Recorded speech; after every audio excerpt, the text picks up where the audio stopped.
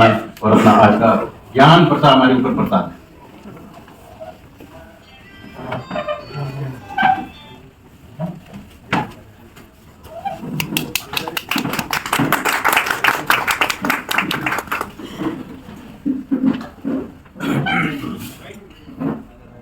आप सबका बहुत बहुत धन्यवाद।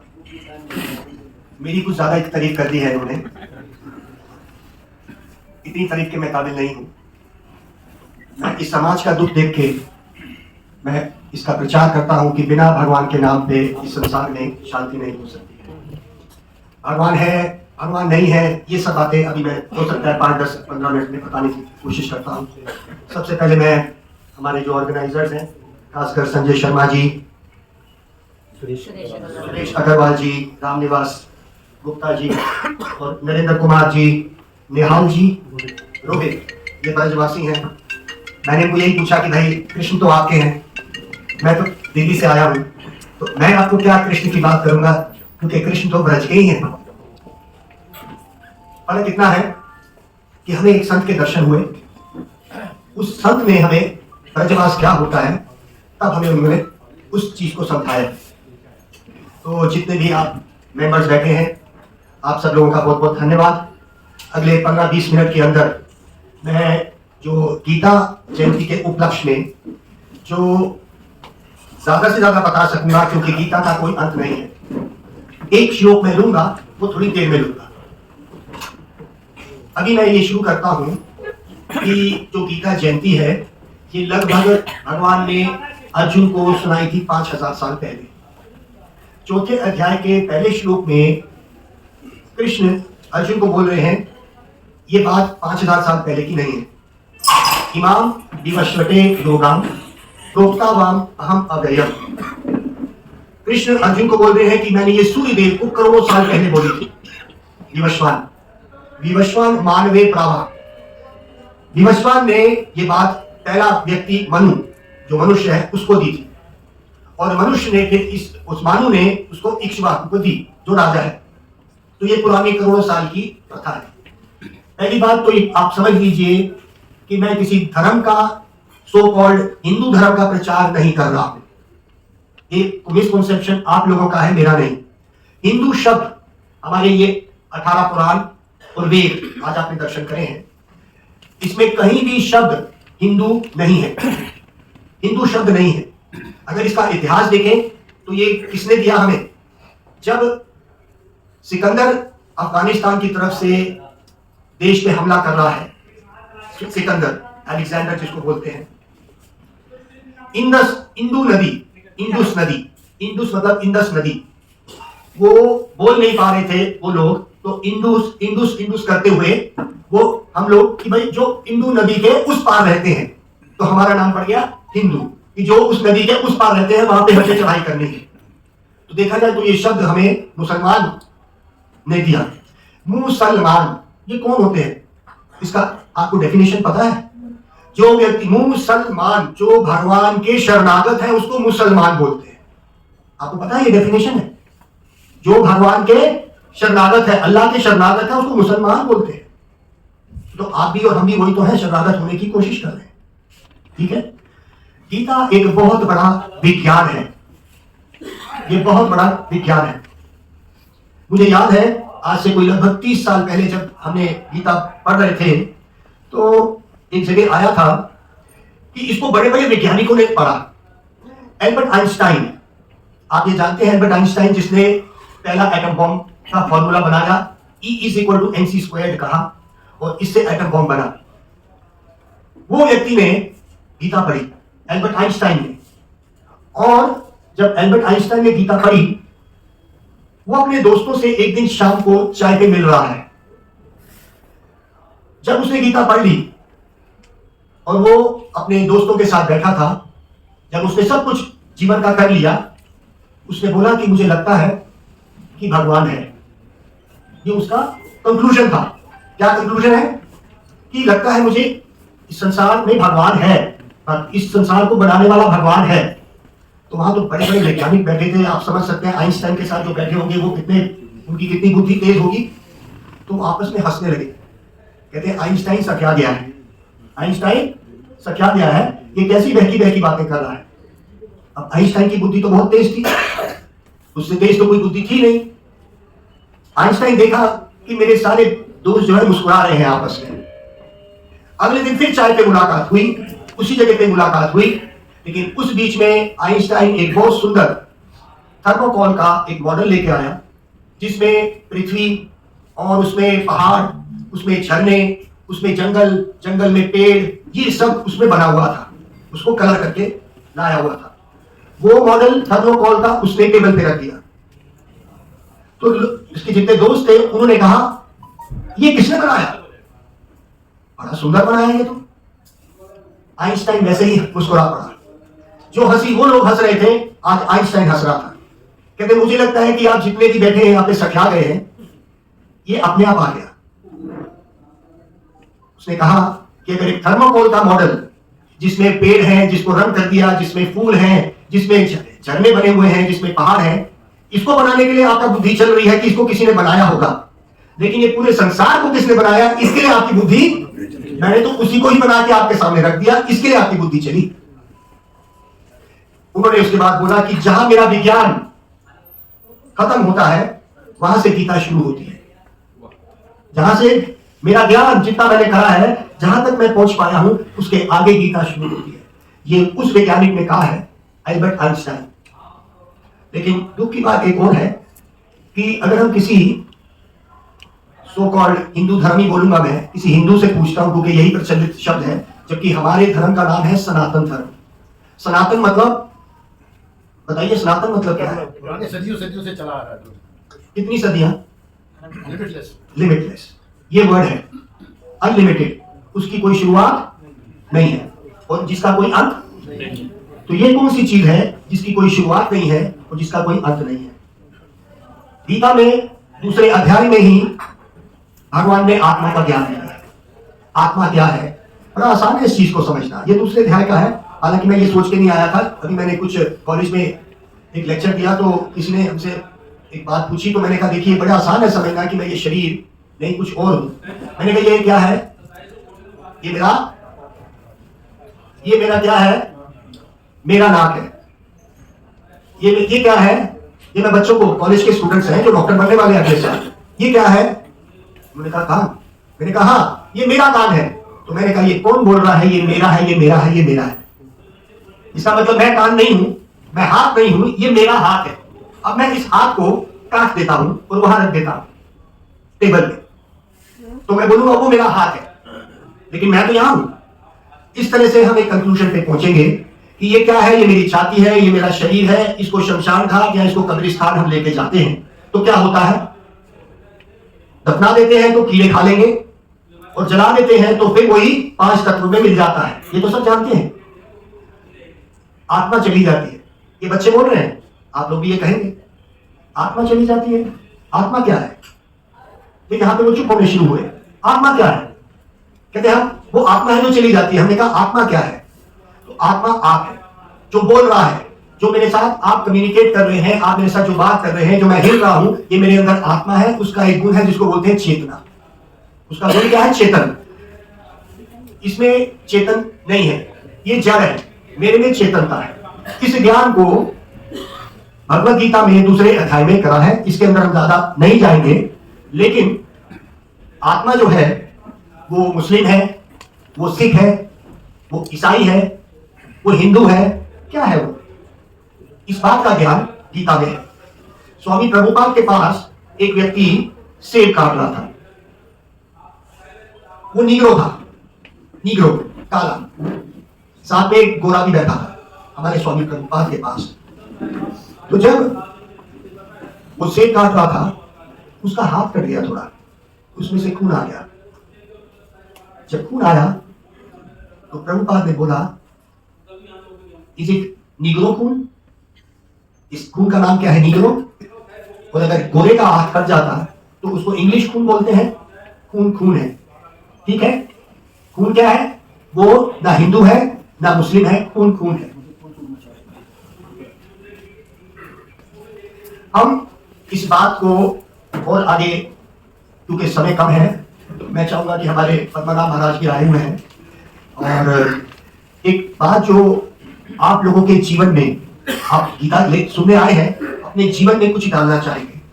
ऐसे लंबे लेक्चर हम सुन के कई बारी सुने, कई बारी हम क्या बोलते हैं वो चौथे पे गए मरे तो फिर वहां पे गीता का शुरू हो जाता है और कुछ और बाहर आके हम भूल जाते हैं। मैं एक श्लोक लेता हूं जिसको आप अपने जीवन में कैसे डालेंगे, क्योंकि बिना गीता के ज्ञान के इस संसार में शांति नहीं हो सकती है। मैं कह रहा हूं, इसको मैं लॉजिकली प्रूव करूंगा। अभी आप इस बात को सुन रहे हैं लेकिन आप हृदय से थोड़ा मान रहे हैं। मैं कह रहा हूं, आप हाँ कर रहे हैं, ठीक है? बड़े ध्यान से सुनेंगे आप। देखिए, आप लोग बहुत बड़े बड़े एडवोकेट्स हैं, बड़ा अकाउंट्स रखते हैं, आप आपके नीचे बहुत लोग काम करते हैं। मैं आपको आपके जीवन का अकाउंट देता हूं। पहले तो कहते हैं पुंसो वर्ष शतम आयुस्त अर्धम च अजितात्मना। ये प्रहलाद महाराज श्रीमद् भागवत में एक बात बोल रहे हैं कि आपके जीवन कैसे है। पुंसो पुरुष, वर्ष शतम, एक मान लो एक व्यक्ति जब पैदा होता है तो लगभग 100 साल के लिए वो रहता है, ये मान के चलते हैं। लेकिन इतना तो रहता नहीं है, लेकिन वो मान के पुंसो वर्ष शतम, शतम मतलब 100, एक व्यक्ति 100 साल के लिए मान लो रहता है। पुंसो वर्ष शतम हयुस्त अर्धम च अजितात्मना। हयुस्त अर्धम च अजितात्मना मतलब जो व्यक्ति जिन्होंने अपने इंद्रियों को बस में नहीं किया है, उनका आधा जीवन सोने में निकल जाएगा। वो लगभग सोता है, इतना जीवन वो सो गया। पुंसो वर्ष शतम हयुस्त अर्धम च अजितात्मना निष्फलम शेते अंधम रात्रियम प्रापितस्तम। निष्फल, कोई फल का नहीं उसको है। जब वो सोता है तो वो कहां पे होता है भाई? सबसे अमीर व्यक्ति हो सकता है वो सपना ले रहा हूं मैं गली में नाले में गिर गया हूं, मान लो, और जो गरीब है रिक्शा वाला वो सोच रहा है मैं महल में सो रहा हूं, तो वो वहां सो रहा है, ठीक है ना? उसमें आपको कोई ज्ञान नहीं है, तो ये आधी जिंदगी आपकी ऐसे निकलती है। ये प्रहलाद महाराज बोल रहे हैं। हम आपको आपके जीवन के अकाउंट्स दे रहे हैं। आपने कभी ये सोचा नहीं है? आप एक एक रुपए का हिसाब बचा के अपने क्लाइंट्स के लिए रखते होंगे। कितना हिसाब रखते हैं? आपसे अच्छा हिसाब करने वाला कौन हो सकता है? लेकिन क्या हमने अपने जीवन का अकाउंट देख रहे हैं, जो अभी हम समझाएंगे? प्रहलाद महाराज बता रहे हैं, मुग्धस्ते बालय किशोरे क्रीडितो यति विंशति जरिया गृहस्थ देहस्य यत्य कल्पस्य विंशति। कहते भाई देखो, पहले 20 साल मुग्ध होता है एक व्यक्ति। मुग्धस्ते बाल्य, अपने बाल्यावस्था में मुग्ध रहता है। मुग्धस्ते बाल्य किशोरे, किशोर मतलब किशोर अवस्था, जो बालक अवस्था से आगे निकलती है। 5 से 7 साल कुमार अवस्था, उसके बाद किशोर अवस्था।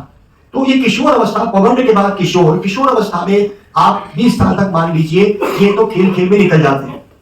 मुग्ध रहता है आदमी, उसको पता ही नहीं क्या हुआ 20 साल कैसे निकल गए। मुग्धस्ते बाल्य किशोरे क्रीडितो, क्रीड़ा मतलब खेल, क्रीडितो यति विंशति जरिया गृहस्थ देहस्य यात्य कल्पस्य विंशति। जरिया जरा, बुढ़ापा और बीमारी, ये 20 साल ले जाते हैं। 20 साल पहले ही ये खटखटाते हैं। हम कितनी कोशिश कर रहे हैं, ये खटखटाना शुरू करते हैं। ठीक है जी, हमने कितने साल निकाल दिए? 40 साल। 50 साल कहां पे निकले थे? सोने में निकले थे। अगर हम 100 साल रहेंगे तो अब रह गए 10 साल। भाई अकाउंट्स कर रहे हैं हम आज। हम इस बात को समझेंगे कि अपने जीवन का अकाउंट हमने क्या करा है। हमारी रोज हम उठते हैं और अपने जीवन में शांति की तलाश करते हैं, और कंफ्यूज होके संसार में हम निकलते जा रहे हैं, और समय निकल रहा है। सबसे बड़ी कंफ्यूजन हमारा शरीर है। इसके ऊपर तो हमने कभी ध्यान दिया नहीं, इसको तो हमने ध्यान दिया नहीं है। लेकिन हम दुनिया के अकाउंट्स बना रहे हैं, अपने अकाउंट्स कब बनाएंगे? आप बताइए, कंपनी में अगर आप काम करें, जो कंपनी फेल होने वाली है, क्या उसमें आप उसके अकाउंट्स लेंगे? वो पैसे नहीं देगी आपको। आपके पास में क्लाइंट लेके आता हूं जी, बहुत बड़ा है लेकिन ये फेल आदमी है, तो क्या आप उसके लेंगे? उसका अकाउंट्स ले लेंगे आप? कहेंगे नहीं भैया, मेरी तो जितनी भी मेहनत है उसको तो पेमेंट ही नहीं मिलेगी मुझे। तो आप बताइए, ये जीवन के अकाउंट में जब आपके हाथ में कुछ नहीं रहना है, अब ये 10 साल के बाद हम कर रहे हैं जो आपके हाथ में बचेगी, जिसमें अगर आपका स्वास्थ्य अच्छा है और आप 100 साल जिएंगे, तो ये 10 साल में आप कितना भोग और किस संसार में क्या चाहते हैं आप? हम सिर्फ इस बात का मनन करेंगे। इस संसार में शांति अब नहीं है।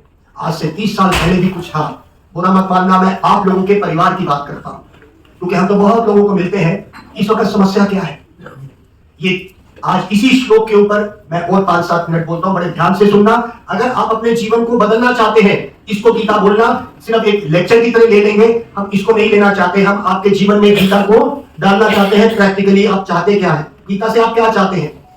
मैंने तो सिर्फ आपको जीवन का अकाउंट बताया अभी, ठीक है? आप तो बड़े लोग हैं, आपने बहुत हिसाब रखे हैं, लेकिन इस हिसाब को कौन करेगा? इसको समझाने वाला कौन है? देखिए, बचपन से हम बड़े हुए, हमें कंडीशन कर दिया गया था। माँ बाप ने कहा था, भैया अगर तुम पढ़ोगे नहीं, अच्छे स्कूल में नहीं जाओगे तो कैसा होगा, तुम क्या करोगे, तुम नौकर बन जाओगे। हम वहां पे कंडीशन होते होते जब हम अखबार पढ़ते हैं उसमें भी वही कंडीशनिंग है। हमें एक्सपोजर कभी नहीं दिया जाता। और बुरा मत मानना, कभी हमारे घर में कोई मौतें हुई होगी ना, हमारे माँ बाप हमसे छुपाते थे। हाँ बेटा, वो उनकी कोई गए थे, हम यहाँ गए थे, हम वहां गए थे, हम चौथे पे गए थे, हम इस पे, वो इस चीज का डिस्कस ही नहीं करते हैं। क्यों? बच्चा डर जाएगा। मरना क्या होता है, मौत क्या होती है, ये डिस्कस नहीं किया जाता। तो एक व्यक्ति मैच्योर होते हुए बड़ा तो हो रहा है, लेकिन इन चीजों का कभी भी हमें डायरेक्शन नहीं दिया गया। हमें हिप्नोटाइज करके एक ही एंगल पे चलाया गया है। अब आप आ जाइए कॉलेज में। कॉलेज में और प्रेशर बढ़ा देते हैं। क्या? कि अगर आप अच्छी डिग्री नहीं लेंगे तो आप कहीं के भी नहीं रहेंगे। और उसके बाद और आपको और प्रेशर में डाला जाता है। जब आप प्रोफेशन में आते हैं फिर प्रेशर पड़ता है आपके ऊपर। आपके पास समय नहीं है इन सब चीजों के सोचने का, ठीक है? आपके पास समय नहीं है, आप ऐसे ही बड़े हो गए हैं। आपको गीता में कोई इंटरेस्ट, क्योंकि कोई एक्सपोजर नहीं था, मीडिया एक्सपोजर नहीं है, हमारे हाथ में कुछ नहीं है। ये ज्ञान जो देना था उसको पॉलिटिसाइज कर दिया गया, या उसको क्या कर दिया गया हम उस बारे में नहीं जानना चाहते। अगर धर्म के नाम को हम पॉलिटिसाइज कर देते हैं तो लोगों का वैसे ही विश्वास टूट जाता है। धर्म के नाम पे इसको पीछे करो। चतुर्वर्ण्यम मया श्रेष्ठम, ये चौथे अध्याय का 13वां श्लोक, जिसके ऊपर मैं बात करना चाहता हूं, जिसकी भूमिका मैंने अब तक बनाई है। हमारे, अब सच बोलूंगा मैं, झूठ नहीं बोलूंगा, आपके परिवार के बारे में बोलूंगा। जो आम परिवार हो रहा है यहाँ पे, अगर हम इस शिक्षा को ले सकते हैं तो हम अपने समाज में, अपने परिवार में शांति पैदा कर सकते हैं, वरना हमारे पास शांति नहीं हो सकती हमारी।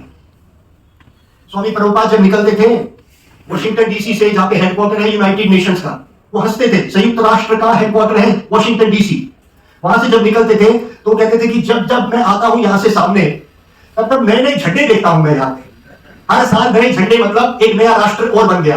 बजाय इसके कि ये संयुक्त हो सके, बजाय इसके कि ये यूनाइटेड नेशन बन सके ये, लेकिन ये बिखरते चले जा रहे हैं, क्योंकि इनके पास कोई कॉमन एजेंडा नहीं है। कॉमन एजेंडा भगवत गीता है।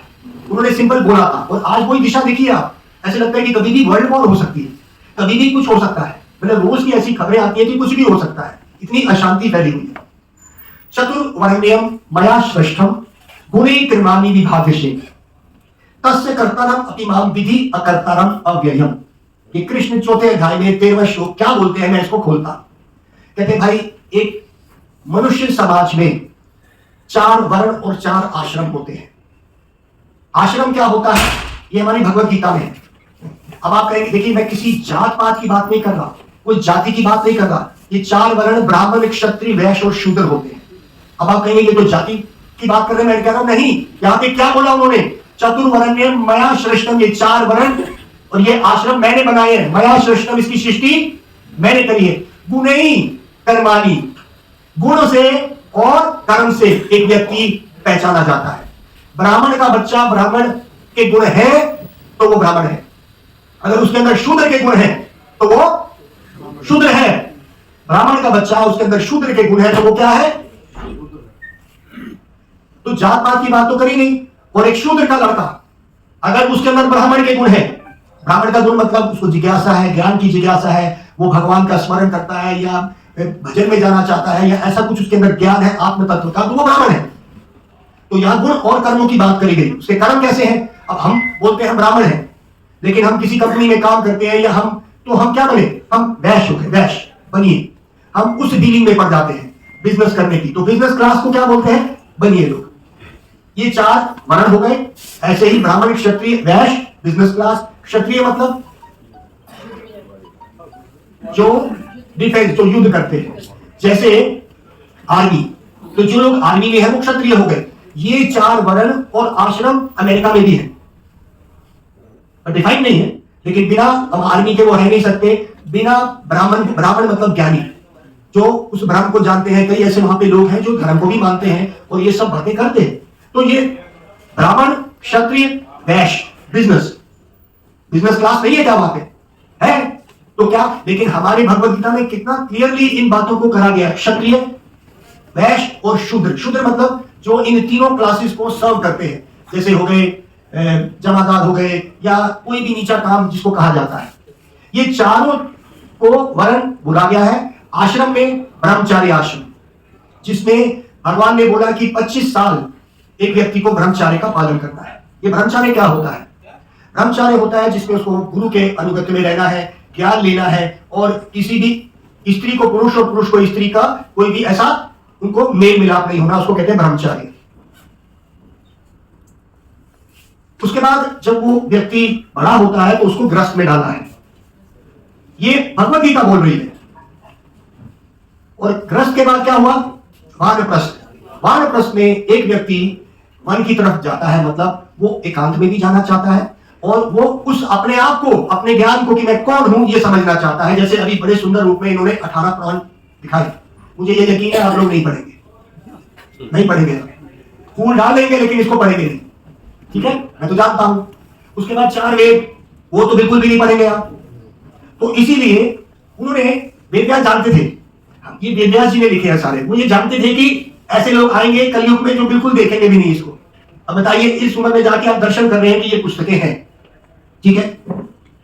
अब अगर आप इसको देखेंगे भी नहीं, ये हम जानते हैं कि आप इसको इसके बाद देखेंगे नहीं, तो उन्होंने कहा कि प्रभु जी ये आप ही ले जाना इनको साथ में। हमने कहा, हम ये बोला है उन्होंने कि उसके बाद हम आपको प्रेजेंट कर देंगे। तो भाई मेरे पास तो ऐसे 10 सेट और पड़े, आप रखिए, यहाँ पे दर्शन करते रहिए, हमने रखना भी नहीं है। संजय जी ने ये बात बोली थी कि उसके बाद हम आपको ये प्रेजेंट कर देंगे। आप थोड़े बदले गए, इस लाइब्रेरी में लगवा देंगे। नहीं तो ये मेरे साथ जा रहे थे, मैं भी सोच रहा था कि इनका क्या होगा, मैं फिर ले जाऊंगा इनको। कोई ना कोई कभी तो पढ़ी लेगा लाइब्रेरी में होंगे तो। हाँ, इसीलिए आप रखिए, कोई बात नहीं, मैं आपको एक सोल्यूशन देता हूँ। कोई ना कोई कभी कभी पढ़ेगा, वो भी नहीं पढ़ेगा, मैं आपको बता रहा हूँ। वेदव्यास जी हम सबसे ज्यादा बुद्धि में है, क्योंकि उन्होंने ये सब लिखा है। उन्होंने क्या किया, वो जानते थे कि आप लोग निकम्मे रहेंगे, कलयुग के जीव वो निकम्मे रहेंगे, उन्होंने कुछ नहीं करना है। तो उन्होंने इन सब का एक वेदांत सूत्र लिख दिया। इस सब को पैक करके, कॉम्पैक्ट करके उन्होंने वेदांत सूत्र लिखा। वो आप नहीं पता, नहीं तो आप वो भी ले लेते। शॉर्टकट मारेंगे संजय जी को। उसमें सबसे पहला जो वर्ड लिखा है, उसमें लिखा है अथातो ब्रह्म जिज्ञासा। अगर ये सारी चीज को निचोड़ के एक लाइन दे दी, इसको तो सुन लेंगे आप, क्योंकि समय आपके पास भी कम है, हमें भी वापस जाना है। एक इस पूरे 18 पुराण और वेदों को जोड़ के उन्होंने क्या किया, वेदांत सूत्र कर दिया। सूत्र मतलब इन पॉइंट फॉर्म, पॉइंट्स में डाल दिया। उसमें भी सबसे पहला पॉइंट ही लिया मैंने,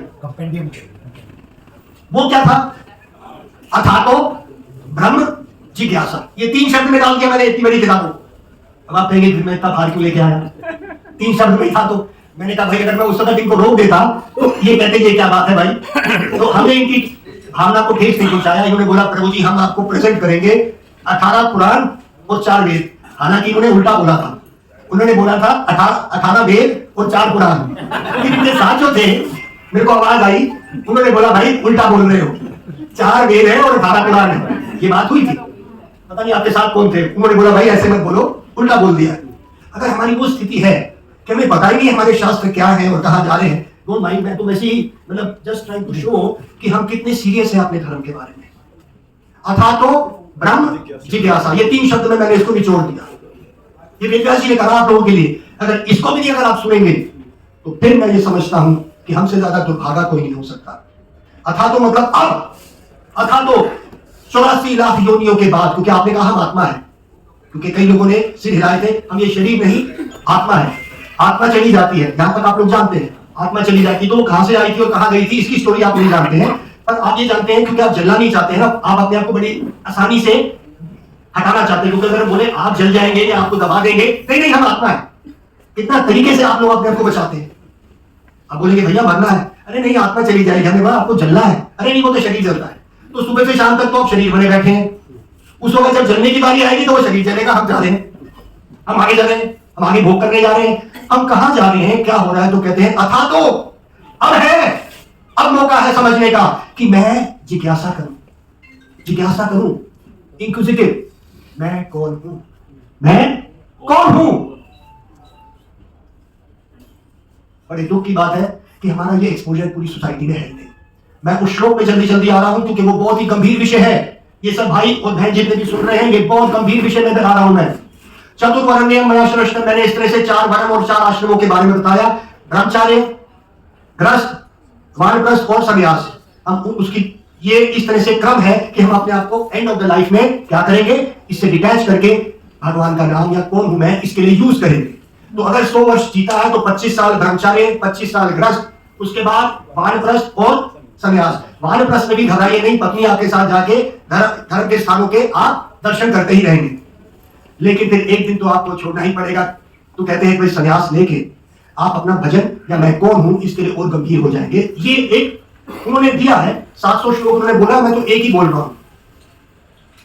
कुछ समय पहले मेरे पास एक लेडी आई वृंदावन में, वो मेरा किसी टीवी में प्रोग्राम देखती थी, पूछते पूछते वो मेरे कमरे में आई।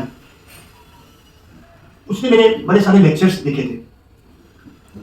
जब उसको ये पता चला कि मैं पढ़ा लिखा हूं, क्योंकि साधु लोग तो ज्यादा पढ़े लिखे नहीं है जी, वो तो साधु का मतलब हम भी यही समझते थे कि भाई साधु जो है बोझ है, इसको पीछे करो क्योंकि तो मांगेगा।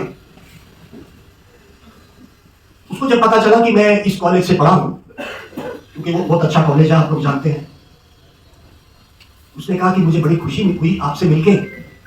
मेरी बेटी और मेरे पति जो मर्चेंट नेवी में है, वो पीछे पड़े हुए हैं, बेटी को भेजना है ऑस्ट्रेलिया और उसको कराना है इकोनॉमिक्स ऑनर्स, जो आपने करा है। मुझे बड़ा अच्छा लगा, आपने भी वही कोर्स करा है। थोड़े दिन बाद वो अपने पति और 2 बेटियों को लेके आई। बड़ी खुश थी कि देखो ये प्रभु जी हैं, पढ़े लिखे हैं, ऐसे बनना है हमने, आपने ऐसे करना है। इन्होंने भी वही कोर्स किया जो आप करने जा रहे हैं। वो लेडी धार्मिक थी, तभी आई मेरे पास। 4 साल गुजर गए। मुझे किसी ने बताया कि वो लेडी आत्महत्या करने के लिए तैयार है और कई बार उसने आत्महत्या करने की कोशिश करी है। जब मैंने पूछा कि ऐसा क्या हुआ, तो उन्होंने बोला कि जब उसको पता चला कि उसकी लड़की लिव इन रिलेशन में रह रही है, लिव इन का मतलब बिना विवाह के किसी पुरुष के साथ रहती है, तो वो कह रही है कि मेरा मन करता है कि मैं कूद के नीचे गिर जाऊं। कहां गया वो गृहस्थ आश्रम का आपका संस्कार? आप लोग पाश्चात्य देश की तरफ जो भाग रहे हैं, कहां गया आपके संस्कार? जब भगवान ने कितने आसानी से बोल दिया कि ये 4 वर्ण और आश्रमों में हमने अपना जीवन गुजारेंगे तो हम शांति से रहेंगे। यह शास्त्र विधि पुस्त्रिज्या वर्तते कामा करतः न स सिद्धिमवाप्नोति न सुखम न परम गतिम। भगवद गीता, यह शास्त्र विधि जो शास्त्रों की विधि को पुस्त्रिज करता है, रिजेक्ट कर देता है, और वर्तते कामा करतः और अपने मन से ही, अपनी बुद्धि में और बुद्धि और मन से शास्त्रों को हटा के इस संसार में भोग करता है, न सुखम न परम गति, उसको ना सुख मिलेगा ना परम गति। कुछ साल पहले मैं, क्योंकि हमारे सीनियर थे, अरुण जेटली को तो आप जानते होंगे, वो हमारे सीनियर थे, वो हमारे ही स्कूल पे थे, मेरे से 8, 9 साल 10 साल बड़े थे। वो हमारे स्कूल में ही पढ़े और उसके बाद वो जिस कॉलेज में गए उस कॉलेज में मैं भी गया। तब तक वो पार कर चुके थे, वो डूसू के प्रेसिडेंट बन चुके थे और वो हंसे निकले हुए थे। तो मैं किसी मंदिर के सिलसिले में उनके पास गया। तो मैंने बोला, सर मैं आप ही के स्कूल का हूं और आप ही के कॉलेज का हूं। तो उन्होंने भीड़ में से मुझे बुला लिया अंदर। मैं उनके साथ कमरे में बैठा था। कहते हैं, हाँ भाई क्या हाल है तुम्हारे? बड़ी अच्छी तरह मिले। देखिए उनकी बुद्धि कितनी तेज थी। आप लोग आज जो जीएसटी नाम लेते हैं, ये उन्होंने इंट्रोड्यूस करा है। ये जीएसटी का वर्ड, वो कितने बड़े अकाउंटेंट होंगे, उन्होंने बीकॉम करी थी एसआरसीसी से और हमारे स्कूल में ही थे वो। तो उन्होंने बोला, अच्छा क्या कर रहे हो आजकल, आप क्यों आए मेरे पास? मैंने कहा, जी मैं आपको निमंत्रण देने आया हूं, हमारे मंदिर का रथ यात्रा है। मेरी तरफ मुस्कुरा के बोलते हैं, ये किस चक्कर में पड़ गया है, ये किस चक्कर में पड़ गया है? कहने का मतलब था, देखो मैं देश को दिशा दे रहा हूं, तुम भी वही पढ़े हो, मैं भी पढ़ा हूं, मैं देश को दिशा दे रहा हूं। तो मैंने कहा, जी बस ऐसे ही है, मैं आपको निमंत्रण देने आया हूं। कहते पर समझ नहीं आई, तुम किस चक्कर में पड़ गए, इतने पढ़े लिखे तुम किस चक्कर में पड़े हो? उनको समझ नहीं आई। मैंने कहा, जी आपको समझाऊंगा, आप आइए, आप लोगों को दिशा दे। अब उनकी वो बात थी और कुछ समय के बाद उनकी मृत्यु हो गई। अब मैं उनसे पूछता हूं कि आप किस चक्कर में चले गए हो, आप कहां पे हो, किस चक्कर में हो आप? ये प्रश्न मेरा उनसे है कि आप तो बहुत बड़े थे, किस चक्कर में लगे थे आप जिसका पता ही नहीं आपको? ये चक्कर किसी को नहीं पता था। वो यही सोच रहे थे कि ये सच्चाई है, तो वो चक्कर में कहां चले गए? ये प्रश्न हमारा उसी व्यक्ति से जो हमारा सीनियर था और आप सब लोग जानते हैं, इसलिए मैंने ये बात करी। ये बातें मैं किस लिए कर रहा हूं कि वही जो हमारे देश की संस्कृति, जिसमें हम गृहस्थ आश्रम में एक विवाह की हमारी जो परंपरा चल रही थी। अब हमारे देश के, देखिए हम क्या करते हैं, जब लेक्चर देते हैं ना कॉलेज में जाते हैं हम ना, फीडबैक फॉर्म है हमारे पास, वो फीडबैक फॉर्म हम करवाते हैं।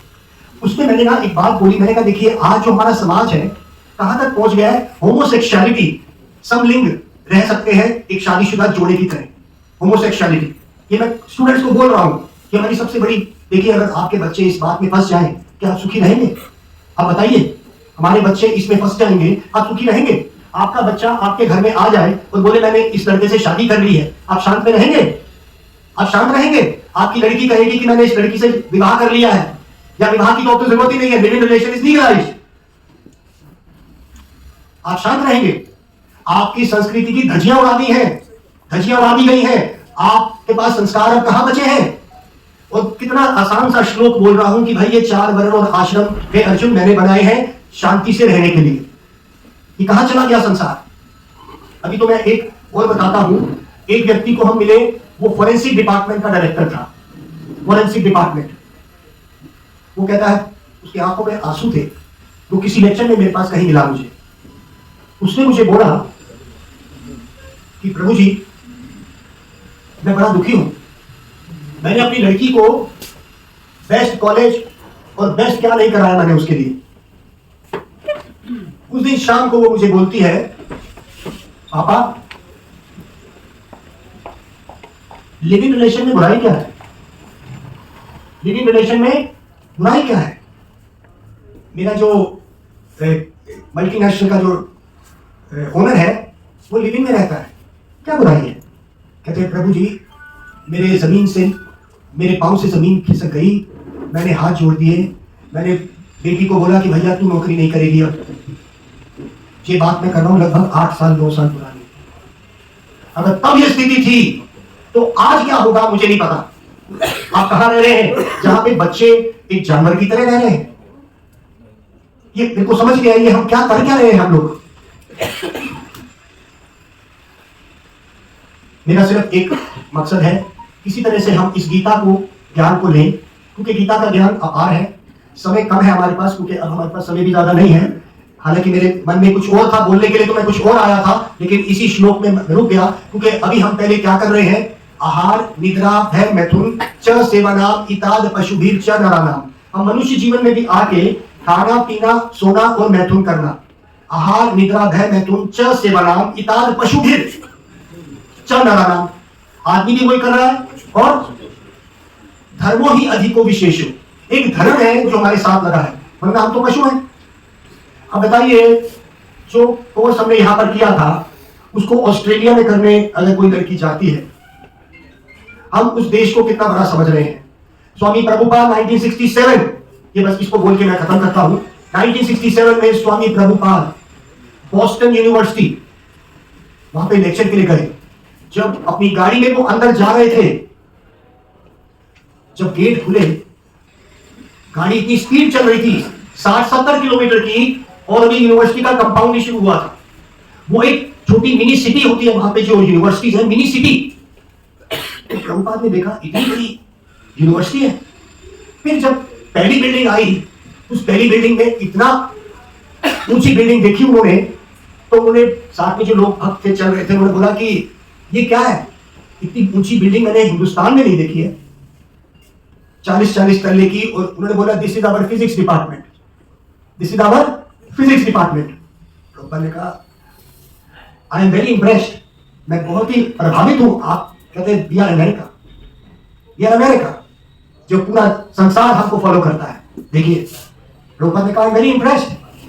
थोड़ी दूर और गए तो दूसरी बिल्डिंग आई, उन्होंने बोला ये क्या है? बोलते हैं this is our chemistry department. थोड़ी दूर आए तो ना बहुत फैली हुई बिल्डिंग थी, एक बहुत बड़ी फैली हुई, वो तो लंबी लंबी थी, ये फैली हुई थी। तो प्रभुपाद ने पूछा कि ये व्हाट इज दिस? उन्होंने बोला this is our administrative department.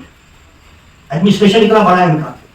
करते करते कुछ किलोमीटर की स्पीड अंदर चली गई, अभी भी यूनिवर्सिटी खत्म नहीं हुई। ऑडिटोरियम आ गया जहां पे प्रभुपाद ने लेक्चर देना था। प्रभुपाद बैठे थे वहां पे, और उस बॉस्टन यूनिवर्सिटी के सब स्टूडेंट्स बैठे थे, बड़े बड़े प्रोफेसर बैठे थे। तो प्रभुपाद शुरू करते बोलते हैं कि आई एम वेरी इम्प्रेस्ड इतनी एडवांसमेंट अमेरिका की, अब मैं समझता हूं कि आपका देश कितना एडवांस है। बड़ी जोर से तालियां बजी वहां पे कि देखो हम कितने एडवांस हैं। प्रभुपाद ने बोला कि हमारे यहां पे एक कहावत है, एक हमारे यहां पे कहानी है, उसमें बोला जाता है, कहानी नहीं है ये सच बात है, ऐसे बोल रहे हैं प्रभुपाद, कहते हैं कि देखिए खबर फैली हिमालय है हमारे हिंदुस्तान में, हिमालय उसकी एक संतान होने वाली है, उसकी एक संतान होने वाली है। तो बड़ी खबर फैल गई, सारे लोग इकट्ठे होने शुरू हो गए कि भाई हिमालय की कोई संतान पैदा होने वाली है, इतने बड़े हिमालय हैं तो संतान पैदा होगी तो क्या होगी। तो जी सारे साधु संत सब आ गए, यज्ञ शुरू हो गए, पूरे पहाड़ों को घेर लिया गया कि भाई क्या होने वाला है, हिमालय की संतान होने वाली है। पहला दिन निकला जी, यज्ञ खत्म हो गए, वो यज्ञ चलते रहे, 7 दिन के लिए यज्ञ शुरू हो गए। दूसरा दिन खत्म हो गया, अभी भी कोई संतान नहीं हुई। तीसरा दिन खत्म हुआ, चौथा हुआ, 7वें दिन थोड़े चूहे निकले वहां से, 5-7 चूहे निकले। तो सबने कहा हो गया यही है संतान, यही है संतान।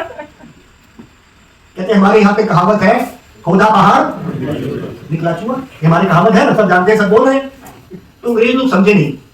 कहते मेरा कहने का मतलब है कि इतनी पहाड़ जैसी बिल्डिंगें तुमने बनाई तो है, कितनी पहाड़ बनाए हुए यहाँ पे, केमिस्ट्री डिपार्टमेंट 40 तल्ले का, फिजिक्स डिपार्टमेंट 60 तल्ले का, और जिसकी कोई लिमिट नहीं है एडमिनिस्ट्रेटिव ब्लॉक, लेकिन निकल क्या रहे हैं चूहे के बच्चे, जिसमें खाना पीना सोना और मैथुन करना और ड्रग एडिक्ट होना, ये निकाल रहे हैं आप। ये उन्होंने बोला, तो हम बड़ी बड़ी यूनिवर्सिटीज को में से क्या निकल रहे हैं। उन्होंने बोला वो जगह कहां है, वो ब्लॉक कहां है जहां पे आध्यात्मिक ज्ञान की बात कर सकते हैं आप, वो ब्लॉक कहां है आपका, वो मिसिंग है, वो मैं देने आया हूं आपको, वो ब्लॉक मैं देने आया हूं। तो भाई अभी मैंने सिर्फ एक समाज की बात करी है कि हम पुरुष, हम स्त्री पुरुष मनुष्य की तरह रहना सीखें, क्योंकि हम मनुष्यता भूल चुके हैं। बड़ी घबराहट होती है मुझे इस दिल्ली शहर में आके, लेकिन क्योंकि हमें प्रचार करना है तो हमें यहाँ आना पड़ता है। आप ये यकीन मानिए कि यहाँ पे कितने दुख है, आप समझ नहीं सकते हैं कितना। अगर वो फॉरेंसिक डिपार्टमेंट वो क्या बोलता है मुझे, कहते हैं प्रभु जी रोज मेरे सामने कम से कम 100-150 जज बैठते हैं और मेरे से क्लास लेते हैं। क्यों? क्योंकि फॉरेंसिक डिपार्टमेंट में वो जो निशान होते हैं ना, उनको आते नहीं है, वो हम सिखाते हैं उनको। कहते हैं प्रभु जी उसकी कमी नहीं है, हमारी इतनी बुद्धि है, हम उनको क्लास देते हैं और आज हम रो रहे हैं। ये किन किन बापों के आंखों में से खून के आंसू निकलते होंगे रोज, ये हम जानते हैं, क्योंकि हम ढूंढते हैं। मैंने बोला था वो जो फीडबैक फॉर्म हम देते हैं, उसमें हमने बोला, जब मैंने इस होमोसेक्सुअलिटी की बात करी थी, तो आपको पता है फीडबैक क्या आया, आप हैरान होंगे। उसमें कुछ लोगों ने लिखा homosexuality is healthy for society, it is healthy for society. Lesbian is जो स्त्री समलिंग है, it is healthy for society. और वो व्यक्ति हमसे इतनी डिस्कशन कर रहे हैं, आज हमारे देश के बच्चे क्या बनने वाले हैं आप बता दीजिए मुझे। तो कौन सी भगवत गीता हम सिखाएंगे, कर्म की बात करेंगे, हम ज्ञान की बात करेंगे। पहले हम आदमी बनना सीख लें कि भाई अपने बच्चों को पहले मनुष्य तो बना लें। ये बच्चे आपकी सेवा नहीं करने वाले हैं प्रभु, ये बच्चे आपकी सेवा नहीं करने वाले हैं। किसके लिए मेहनत कर रहे हैं आप? आपके जीवन का अकाउंट भी आप 10 साल में क्या कर लेंगे? वो जो 10 साल आपको मैंने बताया, 90 तो मैंने गवा दिया आपके यहाँ पे आके, लॉस हो गया आज आपका। आयुक्षेण एकोपी न स्वर्ण कोटि भी, हमारे चाणक्य पंडित क्या कह रहे हैं, आयुक्षेण, आयु का एक क्षण भी, न स्वर्ण कोटि, न लाभ्य स्वर्ण कोटि भी, कोटि कोटि करोड़ रुपए का सोना भी आप दे देंगे ना, एक क्षण भी नहीं मिलने वाला है। तो कितना नुकसान करके बैठे हैं आप, ना बच्चे हाथ में, ना वो संस्कार, हम कर क्या रहे हैं? और गीता का ज्ञान हम लेना चाहते हैं। हम पहले ये समझेंगे कि इसको बोला भगवान ने 15वें अध्याय के 15वें श्लोक में, इस सारे वेदों को एक ही श्लोक में, आधे श्लोक में बोल दिया, वेदैश्च सर्वेर अहम इवा वैद्यो वेदांताकृत वेदावद इवा चहम। सारे वेदों से मैं जाना चाहता हूं, वेदैश्च सर्वेर अहम, जितने भी वेद और शास्त्र हैं उससे क्या मैं पहचाना जाता हूं। तो अगर हम भगवान की गीता को पढ़ेंगे तो हम सच में ही उस ज्ञान में आएंगे, अपने बच्चों को संस्कार देंगे। दुख की स्थिति यह है कि आज भी आपका देश उस गीता को नेशनल बुक घोषित नहीं कर पाया, लेकिन लिविंग रिलेशन को आप लोगों ने लीगलाइज कर दिया। तो क्या भगवत गीता को लीगलाइज नहीं कर सके आप? वैसे आप धर्म बनाना चाहते हैं, एक मंदिर को तोड़ के दूसरा मंदिर बनाना चाहते हैं, मंदिर हम बनाएंगे, मंदिर वही बनाएंगे, कौन सी मंदिर बनाएंगे आप? ये सब राजनीति है, हमें पहले समझना है धर्म क्या है। तो ये इतना कह के मैं चाहूंगा कि हमारे बीच में पद्मनाभ महाराज भी है, जोर से तालियों से उनका स्वागत करा जाए। और मैं चाहूंगा कि 5-10 मिनट के लिए पद्मनाभ महाराज बोलेंगे। आप सब लोग आमंत्रित हैं, हमारा मंदिर भी है यहाँ पे। ऐसे ज्ञान के आप लेते रहिए। जो आप ट्रिप्स ऑर्गेनाइज करते हैं वृंदावन जाने के, मेरी संजय जी से एक प्रार्थना शुरू से ही रही है कि आप लोगों को वृंदावन आंख से नहीं दिखता है, वैसे ही कुत्ते, बिल्ली, सुअर और छोटी गैया है। वृंदावन आंख से नहीं दिखेगा, वृंदावन कान से दिखता है। कैसे मतलब? जब तक एक संत की हरि कथा नहीं सुनेंगे आपको वृंदावन नहीं दिखेगा। तो आज संत लोग हमारे बीच में आए हैं और ये अपना वृंदावन छोड़ के यहाँ पे इन्होंने डेरा बसाया हुआ है कि भाई तुम नहीं आ सके, हम आ गए आपके पास। तो ये डेरा इनका जनकपुरी में है। आप लोग वहां पे आइए और साथ में अपने आप को लिंक करिए। जब जब आपने वृंदावन जाना है बसेस लेके चलिए, हमारे इन सबको साथ में लेके जाएंगे तो आपको वृंदावन नजर आएगा। अपने जीवन में शांति लाइए, अपने समाज में परिवर्तन लाइए। और कोई मेरे पास तरीका नहीं है, इस समाज में शांति नहीं आ सकती है। आप जितनी मर्जी सरकारें बनाते रहिए, बिगाड़ते रहिए, शांति नहीं मिलने वाली है आपको जब तक रियल कॉन्स्टिट्यूशन, भगवत गीता भी लेंगे। आपके कॉन्स्टिट्यूशन में कितने हजारों, जब से बना आपका कॉन्स्टिट्यूशन 1951 में या 50 में बना था, आपको पता है कितने संशोधन हो चुके हैं उसमें? बताइए बताइए। 100 मेरे ख्याल से हजारों से ज्यादा छोटे छोटे संशोधन हो चुके हैं। तो इसका मतलब 110 गलतियां करी थी जिसने बनाया था। हमारे गीता में कोई गलती नहीं है, 5000 साल पहले वही है, आज भी वही है। आप अपनी कमी नहीं बताते हैं। क्या ये संशोधन है? हमारी कमियां हैं और आगे संशोधन होंगे। क्यों? क्योंकि वो परफेक्ट नहीं है। हमारी गीता परफेक्ट है, इसमें कोई संशोधन नहीं है। आपका बहुत बहुत धन्यवाद। अब हमारा पद्मनाभ महाराज जी